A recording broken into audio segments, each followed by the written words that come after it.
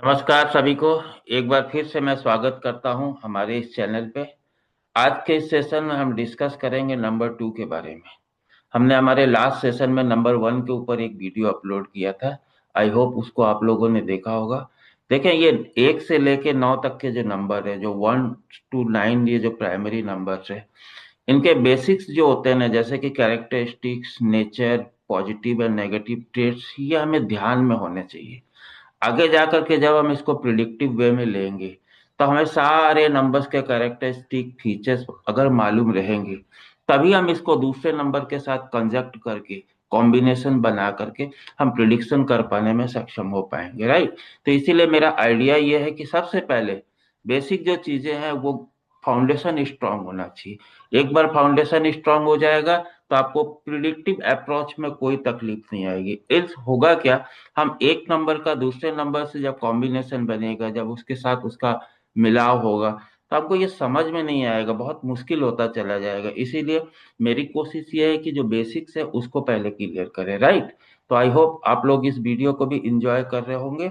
और चलते हैं अब हमारी स्क्रीन की तरफ है नंबर 2 को समझने के लिए। तो देखिए, किसी भी नंबर को समझने के लिए हमें सबसे पहले उस नंबर का फॉर्मेशन देखना चाहिए, राइट। अब अगर नंबर 2 बनता कैसे है, ये एक ऊपर से ऐसा कर्व, नीचे गया स्लैंटिंग होते हुए एक सीधी लाइन। इसका मतलब ये क्या बता रहा है, ये कर्व बता रहा है कि नंबर 2 वाले बहुत एडजस्टिव नेचर के होते हैं in comparison to any other number. Last video में हमने देखा था नंबर 1 कैसा है, एकदम सीधा, मतलब कहीं पे भी एडजस्ट करने वाला नहीं, ईगो की फीलिंग, डोमिनेंस की फीलिंग, इंडिपेंडेंस की फीलिंग, राइट, क्योंकि ये सीधा जा रहा है। लेकिन नंबर 2 वाले कैसे हैं, नंबर 2 वाले ये कर्व लेते हुए यहां पर आए और लास्ट में ये सीधा लाइन। हालांकि सीधा लाइन तो वही बता रहा है नंबर 1 वाली क्वालिटी। आते हैं अभी। सबसे पहले देखो, ये एडजस्टिंग नेचर के होते हैं ऐसा दिखता है, लेकिन होता नहीं है। एक एग्जाम्पल से समझने का कोशिश करिए। नंबर 2 वाले को अगर आप बोलेंगे कि देखो आज बारिश बहुत हो रही, बिना छाता लिए तुम बाहर मत जाना, अदरवाइज भीग जाओगे, तुम्हारी तबीयत खराब हो जाएगी।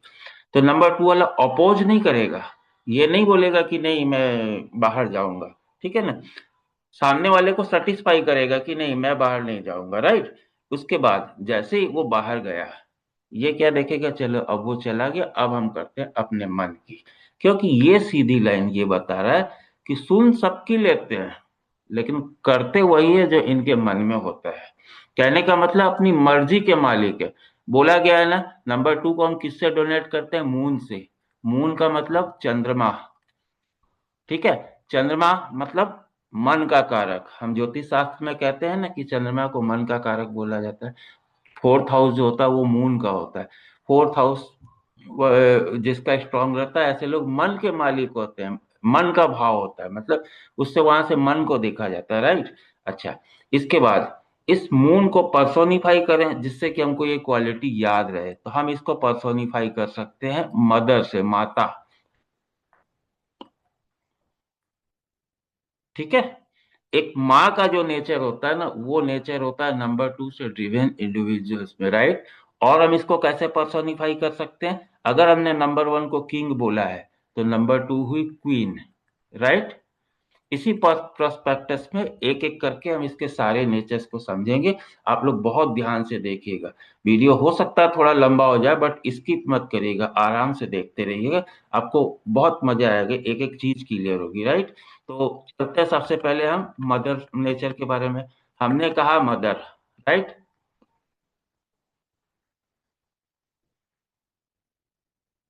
तो एक मदर में क्या क्या नेचर होता है, अगर हम उसको याद करें, तो फिर हमको ये समझ में आ जाएगा कि मून ड्रिवन इंडिविजुअल्स में क्या क्या नेचर्स हो सकते हैं। सबसे पहले एक मदर के से हम ये उम्मीद कर सकते हैं कि केयर गिवर। आप ध्यान दो, एक माता अपने बच्चे को बचपन से जो केयर देती है, जैसे कि उसका पूरा ध्यान रखना, उस कब खाना खाएगा, कब वो स्कूल जाएगा, क्या चीज लेने से उसकी तबीयत खराब हो जाती है, किस समय उसको गर्म पानी से नहाना, ठंडे पानी से नहाना, छोटी छोटी बातों का एक जैसे माता ख्याल रखती है ना, वैसे नंबर 2 वाले इंडिविजुअल्स में ये एक नेचर होता है कि वो ध्यान रखते हैं, बहुत ज्यादा केयर गिवर होते हैं, केयर देने वाले होते हैं। कहने का मतलब रिलेशनशिप में अगर वो होंगे तो पूरा केयर करने वाले होंगे, या किसी के साथ बर्ताव कर रहे होंगे तो पूरा केयर करने वाले होंगे। उनको वो दिखाई देता है कि इसके पास क्या नहीं, इसको क्या चाहिए। इसी को तो केयर बोलते हैं ना, बिना बोले कुछ कर देना, इसी को तो केयर बोलते हैं ना। ये नेचर होता है इनमें। इसके बाद हम ये बोल सकते हैं कि लिसन केयरफुली, इमोशनल अटैचमेंट, दूसरे की बातों को बहुत ध्यान से सुनते हैं। जैसे एक माँ होती है ना, माँ अपने बच्चे की बात को बहुत ध्यान से सुनती है। और एक इमोशनल अटैचमेंट रखती है। अगर बच्चे ने कोई जोक सुनाया होगा तो माता भी हंसेगी। बच्चे ने अगर कोई सैड चीज सुनाई होगी, कोई अपनी आप बीती बताई होगी कि इसके स्कूल में क्या हुआ, माता का फेस रीडिंग देखना, वो ऐसा ही होता है। ये नंबर टू वाले में भी ऐसा ही एक कुछ भगवान की तरफ से ऐसा ही कुछ इंक्लिनेशन रहता है, राइट। ये लोग क्या करते हैं, बहुत ध्यान से चीजों को सुनते हैं और एक इमोशनल अटैचमेंट रखते हैं। जैसे कि चेहरे के भाव वैसे ही बनेंगे जैसे कहानी बताई जा रही, राइट। इसके अलावा इनमें इंट्यूशंस होता है, जैसे एक माता में इंट्यूशंस होता है ना, नंबर टू वाले इंडिविजुअल्स में भी ये क्वालिटी आपको देखने मिलेगी। उनमें इंट्यूशंस बहुत ज्यादा रहता है, उनका सेंस बहुत हाई रहता है। चेहरे के भाव को देख करके वो समझ सकते हैं कि सामने वाले के मन में क्या है, राइट। अच्छा, यहाँ पे मैं आपको एक चीज और बताऊंगा। इमोशनल अटैचमेंट इनमें इतना तगड़ा होता है, इतना गजब का होता है कि एक दूसरे को इमोशनली ये कॉम्प्रोमाइज कर लेते हैं। जैसे फॉर एग्जाम्पल मान लीजिए किसी दो पक्ष में लड़ाई हुई है ना। उस जगह पे अगर नंबर टू वाला समझौता करने चला गया तो सबसे पहले पार्टी वन से जाकर के मिलेगा, उसके इमोशनल नीड्स को समझेगा, उसकी बात को सुनेगा। जब उसकी बात को सुनेगा तो उसको, नंबर टू वाले को इमोशनल नीड समझ में आ जाएगी। सेम वे में वो दूसरे के पास जाएगा, उससे भी बातें करेगा, उसके भी इमोशनल नीड को समझ में आएगा। अब जब दोनों की इमोशनल नीड को समझ लिया है, तब फिर एक कॉम्प्रोमाइजेशन के उसमें ला करके इनको दोनों को बैठाएगा और ऐसी बात करेगा कि ये भी खुश, ये भी खुश, और इनका दोनों का हो जाएगा सुलह। इस क्वालिटी के चलते यहां से हमको क्या निकल के आता है, डिप्लोमैट्स। एग्जाम्पल के लिए ये आप देख सकते हैं, अभी हमारे इंडिया के वो है ना, क्या नाम है, डोभाल, डोभाल सर। आप डोभाल सर को देखो, बहुत अच्छी डिप्लोमेसी का काम करते, वो नंबर टू ड्रिवन है। वो इमोशनल लीड को समझते हैं दो पार्टियों की, और उसके बीच में बैठ के समझौता कराते। इंट्यूशंस, नंबर टू में इंट्यूशंस बहुत तगड़ा रहता है। बिना बोले समझ जाने वाली इनमें कारीगरी होती है। ये चीजों को बहुत जल्दी सेंस कर लेते हैं, समझ जाते हैं कि इनको क्या चाहिए। इसके अलावा मदर के पास और क्या क्वालिटी होती है, नर्चरिंग एक्टिविटी। जैसे एक माँ होती है ना, अपने बच्चे को नर्चर करती है, वैसे नंबर टू वाले जो लोग होते हैं ना, ये नर्चरिंग बहुत अच्छा करते हैं। सारी चीजों का ध्यान रखते हैं कि भाई किस समय क्या चाहिए, किस समय क्या चीज की जरूरत होगी। हॉस्पिटैलिटी इंडस्ट्री में भी ये अच्छा काम करते हैं, क्योंकि आप जानते हैं वहां पे कैसा चाहिए, वहां पे बिना बोले सेंस करने का होती, जो नर्चर कर सके, चीजों को रख सके। हम बोलते हैं कि नंबर टू वाले को या कर्क राशि वाले को या चंद्र डिवेन आदमी जातकों को जो है जानवरों से रिलेटेड बिजनेस करना चाहिए, जैसे कि एनिमल हस्बेंड्री, पशुपालन वगैरह करना चाहिए। क्यों करना चाहिए, इस ट्रेड्स के चलते इनमें ये जो क्वालिटी होती है ना, नर्चरिंग, इनसे अच्छा कोई नहीं कर सकता। मेहमानों की आओ भगत हो या उनकी देखभाल हो, नर्चरिंग नंबर टू से अच्छा कोई नहीं कर सकता। इसके बाद एक क्वालिटी इनमें क्या होती है, ट्रेडिशनल। ट्रेडिशनल जैसे एक माता होती है ना, ट्रेडिशनल, जो रीत रिवाज चला रहा है उसको फॉलो करने वाला जो नेचर होता है ना, नंबर टू में भी ये होता है। नंबर टू वाले क्या होते हैं, ट्रेडिशन को बहुत अच्छा फॉलो कर सकते हैं, ट्रेंड्स को अच्छा फॉलो कर सकते हैं, जो उनको बताया गया उसको अच्छे से इम्प्लीमेंट कर सकते हैं, राइट। इसीलिए हम बोल सकते हैं कि नंबर टू वाले फॉलोअर्स भी होते हैं। आपने देखा होगा बहुत से यूट्यूब के वीडियो में, क्योंकि मैं ये मान के चलता हूँ कि अगर आपने इस वीडियो को क्लिक किया और यहाँ पे ये देखने आए हैं, तो इसका मतलब जरूर आप वैदिक न्यूमरोलॉजी या न्यूमरोलॉजी के सीकर्स होंगे और आपने बहुत तरह की ऐसी वीडियो देखी भी होगी, हो सकता है कहीं से कोर्स भी किया होगा। तो आपने ये एक वर्ड सुना होगा, फॉलोअर्स। क्यों फॉलोअर्स होते हैं, क्योंकि ये ट्रेडिशनल होते हैं, ट्रेंड को मान के चलने वाले होते हैं, इसीलिए इनको आप बोल सकते हो फॉलोअर्स होते हैं। जो कोई अगर कुछ बोल दे उस बात को मानना इनको अच्छा लगता है, अरे उसी वे में चलते हैं, राइट। हाँ, प्रॉब्लम तब आ जाती है कि उस ट्रेंड को तोड़ करके अगर आप इनके बीच में और कुछ घुसा दोगे ना, तो शायद इनको प्रॉब्लम आ जाएगी। फिर वो भी इनमें एक नेचर होता है, स्ट्रेस को बियर नहीं कर पाते। एक रखे रखाए तरीके से चल रहा है जब तक चल रहा है, लेकिन बीच में अचानक आप कोई दूसरा काम घुसा दोगे या थोड़ा सा मोल्ड कर दोगे, तब आएगा इनको स्ट्रेस, तब हो जाएगा इनका दिमाग खराब, तब हो जाएंगे चिड़चिड़े। ऐसे में क्या होगा कि ये एक क्वालिटी भी आएगी, अभी बात करूंगा मैं। स्ट्रेस को बियर बहुत कम कर सकते हैं, इनमें बहुत कम कैपेसिटी होती है कि वो स्ट्रेस को बियर करे, मतलब कठिन परिस्थितियों में ये अपना आप पे संतुलन नहीं रख पाते, राइट। अच्छा, इसके बाद हमने क्या कहा था, मन। चंद्रमा मन का कारक भी होता है, इसको दूसरे पेज पे ले लेते हैं अभी आपको। कहा मन, चंद्रमा मन का कारक भी हो सकता है, राइट। तो मन से क्या क्या बातें निकल के आती, कहते हैं ना कि मन बड़ा चंचल, जिसका मतलब मूड स्विंग, कल्पनाओं की दुनिया में जीने वाले। कहते हैं कि चंद्रमा जो है सबसे फास्ट मूविंग प्लेनेट है, बहुत जल्दी तेजी से घूमने वाला है, तो इनका मन भी चंद्रमा की तरह बहुत तेजी से घूमने वाला है, इसीलिए इनमें मूड स्विंग्स देखी जाती है। अक्सर ये देखा जाता है कि एक तो फैसले इमोशनली लेते हैं, प्लस उस फैसले पे टिके रहें, ये इनके लिए सबसे बड़ा चैलेंज हो जाता है, क्योंकि मूड स्विंग, एक पल में कुछ सोच रहे होते हैं, दूसरे पल में कुछ सोचने लग जाएंगे, और फिर पता लगा जो प्लानिंग है वो कहीं की कहीं रह गई, ये निकल गए वहां से। उसके बाद जिस तरह से हम ये जानते हैं कि चंद्रमा जो है 16 कलाओं में माहिर होते हैं, मतलब कि आप चंद्रमा को देखना, फुल मून से लेकर के नो मून तक, या हम बोले नो मून से लेकर फुल मून तक, अलग अलग रूप में आप चंद्रमा को देखोगे। लाइकवाइज उसी सेंस में आप चंद्र मून ड्रिवन आदमियों में देखोगे, मून ड्रिवन इंडिविजुअल जो होते हैं उनमें ये देखोगे, ये लोग थोड़ा आर्टिस्टिक सेंस के होते हैं, इनमें अलग अलग कला होती, अलग अलग रूप परिवर्तन कर पाने की क्षमता होती, तो फिर हम ये बोल सकते हैं कि सेंस ऑफ आर्टिस्ट। अच्छा, आप बॉलीवुड में भी देखोगे ना, बहुत से ऐसे जो फेमस सेलिब्रिटीज है वो नंबर टू से ड्रिवन होंगे, जैसे कि अमिताभ बच्चन हो गए, राजेश खन्ना हो गए, आप इन सब की ग्रिल में उठा करके देख लेना, नंबर टू भर भर के आपको मिलेगा, राइट। अच्छा, इसके बाद आ जाते हैं हम इमोशनल बिहेवियर। टू वालों का ये एक रहता है कि वो बहुत इमोशनल होते हैं, उन्हें इमोशनल बिहेवियर्स होते हैं, दूसरे की फीलिंग्स को वो समझते हैं एक इमोशनल बेसिस पे, और इनके जो फैसले होते हैं ना, वो भी मन की आवाज सुन के ही लेते हैं, ये दिमाग से नहीं सोचते। हाँ ठीक है, दिमाग में इनके कुछ होगा, लेकिन करते वो वही है जो इनका मन कहता है। वो कहते हैं ना कि फैसला लेना, वहां पे इमोशनल हो जाना, ये चीज आपको नंबर वन वाले में नहीं दिखेगी। वो जब फैसले लेता है ना, प्रैक्टिकलिटी से लेता है, इमोशन से नहीं लेता है। फॉर एग्जाम्पल, मैं आपको अगर इसको डिफ्रेंशिएट करूं, सपोज करिए आपके ऑफिस में आपका बॉस है, वो नंबर वन वाला भी हो सकता है, नंबर टू वाला भी हो सकता है। आपने क्या किया, बिना बताए 2 दिन की छुट्टी ले ली, लेते ही है, सभी लेते हैं।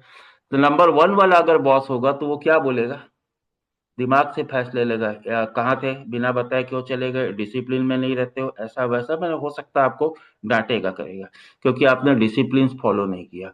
नंबर टू वाला बॉस होगा तो वो क्या करेगा, वो धीरे से प्यार से बैठ करके आपकी बातें सुनेगा, आपके साथ इमोशनली फीलिंग शेयर करेगा।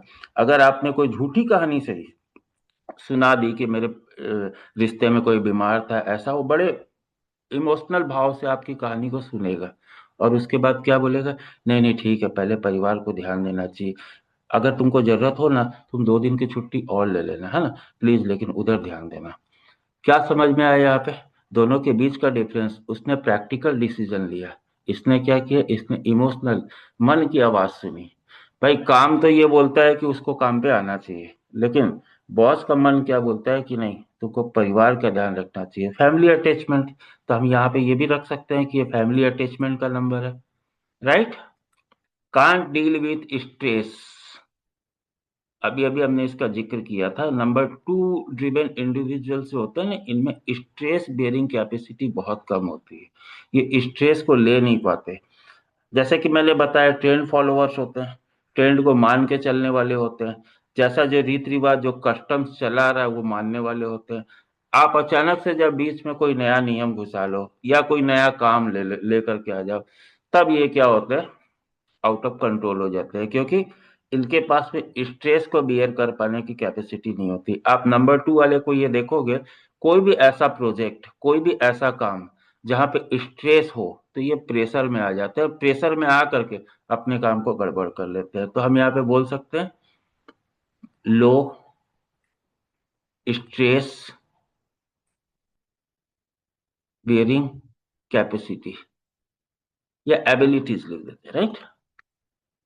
हमने माता से समझ लिया, हमने मन से भी समझ लिया। फिर हमने कहा था चंद्रमा रानी का कारक है, क्वीन का। तो एक बार क्वीन के हिसाब से भी हम देख लेते हैं कि भाई वहां हमको और क्या क्या क्वालिटी मिल जाएगी, राइट। क्वीन, क्वीन का मतलब होता है रानी। अगर हम रानी बोलेंगे तो सबसे पहले रानी दिखती कैसे है?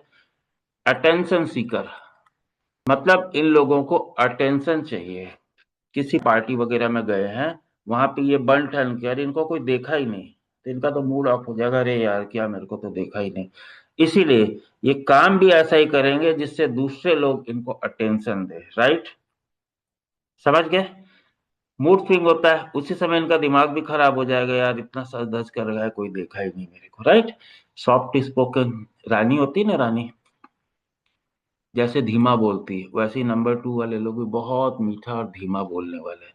क्योंकि इनका बिलीव रहता है कि जितना प्यार से बोलो, नंबर टू इमोशंस का नंबर है, नंबर टू केयरिंग का नंबर है, नंबर टू प्यार का नंबर है। तो यहाँ पे सॉफ्ट स्पोकन स्पीकर होते हैं, बहुत धीरे से बात करने वाले, सौम्यता से बात करने वाले। आपने चंद्रमा को देखा है ना, कैसा सौम्य दिखता है, वैसे ये भी अट्रैक्टिव ऑरा तो इनका होता ही है, और सॉफ्ट स्पोकन भी होते हैं। तो यहाँ से एक बात ये निकल कर के आई, अट्रैक्टिव ऑरा। रानी होती है ना, रानी, रानी सुंदर होती है, उसके चारों तरफ एक ऑरा होता है, बहुत अच्छा लगता है, मतलब उसके पास जाए तो एक सुंदरता का अनुभव होता है। इसी तरह से चंद्रमा में भी एक अट्रैक्टिव ऑरा होता है, मून रिबन इंडिविजुअल्स में भी एक अट्रैक्टिव ऑरा होता है। हम चांद को देखते हैं ना, चांद कितना सुंदर दिखाई देता है। उसी तरह से मून रिबन जो इंडिविजुअल्स होंगे उनमें नेचुरल एक ब्यूटीनेस होता ही है, हाँ। इसके अलावा इनको क्या पसंद है? पैम्परिंग। नहीं चाहते कि कोई इनके साथ रूड बिहेव करे, ये क्या चाहते हैं कि कोई इनके साथ प्रेम से बर्ताव करे, अच्छे से बात करे, और ऐसे ये करते हैं। मैंने कहा कि सॉफ्ट स्पोकन, तो इनको सॉफ्ट स्पोकन ही पसंद है। अगर ये दूसरे से सॉफ्ट स्पोकन है, सौम्यता से बात कर सकते थे, इनको भी चाहिए कि कोई इनके साथ सौम्यता से ही बात करे। तो हम बोल सकते हैं कि पैम्परिंग, लाड प्यार वाले होते हैं। अगर नंबर टू आपके ग्रिड में बहुत ज्यादा हो, तब फिर आपको पैम्परिंग पसंद भी होगी और आप पैम्परिंग चाहोगे भी। तो ये हुआ नंबर टू के सारे ट्रेड्स। आई होप आप ये इंजॉय कर रहे होंगे, आप लोग को अच्छा लग रहा होगा। अगर अच्छा लग रहा हो तो कमेंट करके, लाइक करके, शेयर करके अपना इंडिकेशन हमारे तक जरूर भेजिएगा, ताकि हम भी मोटिवेट हो सके और आगे भी ऐसे ट्यूटोरियल्स वीडियो लाने का कोशिश करते रहें। अच्छा, एक जरूरी अपडेट और ये है कि 26 जनवरी से, जी हाँ, इसी मंथ की 26 जनवरी से वैदिक न्यूमरोलॉजी का हमारा बेसिक टू एडवांस का नया बैच चालू हो रहा है। अगर आप लोग को किसी को भी इंटरेस्ट हो, कोई सीखना चाहते हो, तो प्लीज स्क्रीन पे दिए नंबर पे जरूर कांटेक्ट करिएगा। तो मस्त रहिए, स्वस्थ रहिए और एंजॉय करिए। नमस्कार, जय श्री कृष्णा।